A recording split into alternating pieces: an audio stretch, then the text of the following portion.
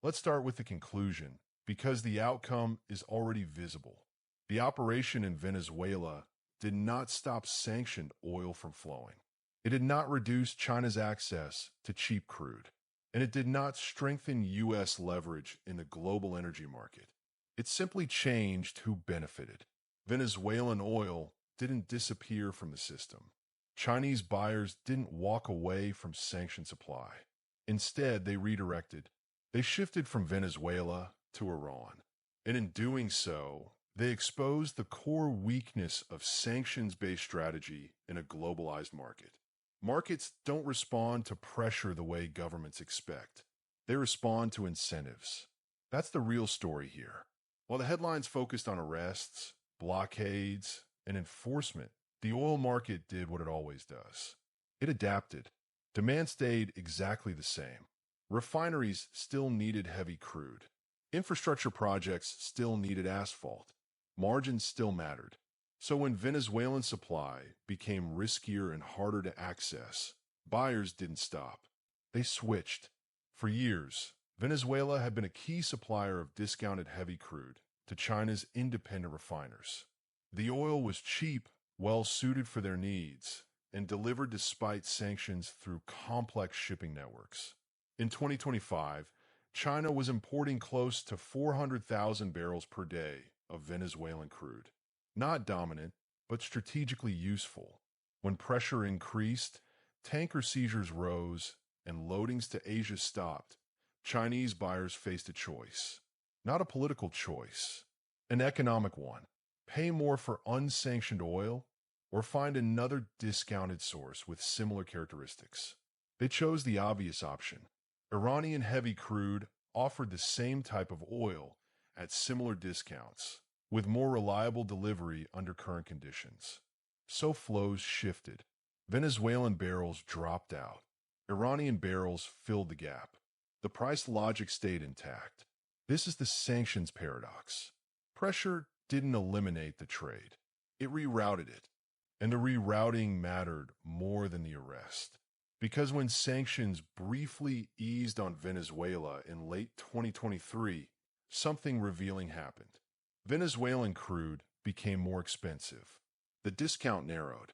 That made it less attractive to buyers who survive on thin margins. Meanwhile, Iranian oil, still fully sanctioned, remained deeply discounted. So when pressure returned, the economics clearly favored Iran. The United States intended to punish Caracas. Instead, it improved Tehran's competitive position in the Chinese market. That's not ideology. That's arithmetic. And this is where the strategy starts to collapse under its own logic. Increased Iranian oil revenue doesn't just stay in the energy sector. It flows into state budgets, regional influence, and military capabilities. The same system meant to weaken adversaries ended up strengthening one of the most hostile actors to U.S. interests. At the same time, the expected follow-up never materialized. American oil companies did not rush into Venezuela. Investment did not flood in. Infrastructure was not rapidly rebuilt. And that shouldn't surprise anyone. Corporations don't invest based on speeches. They invest based on guarantees. They need political stability, legal clarity, enforceable contracts, insurance coverage, and access to financing. None of those conditions exist in a country undergoing a forced political transition under active pressure. S.O. capital weighted. And while capital weighted, production stayed offline. And while production stayed offline, alternative suppliers kept serving demand. This reveals the deeper issue.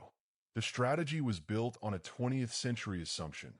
Isolate a country, cut off access, force compliance. But modern markets aren't linear. They're networked. When one node is blocked, flows reroute through others. The United States can seize tankers and pressure buyers, but cannot eliminate demand for cheap, heavy crude in Asia. That demand will be met by whoever can deliver under the constraints. The operation achieved a tactical result. A leader was removed, but it failed the strategic test. Oil flows adjusted. Iran gained market share. China maintained supply. Sanctions credibility weakened rather than strengthened. And regional resistance grew as Latin American governments pushed back against unilateral intervention. This wasn't just about Venezuela.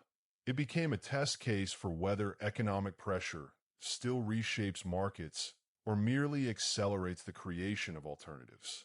The evidence so far points to the latter. The market captured the customers, even as governments focused on capturing territory and headlines. And that's the lesson many observers are quietly absorbing. If removing a leader doesn't change the economic incentives beneath him, then the system remains intact. Only the routes change. So the real question isn't whether the arrest was justified or effective.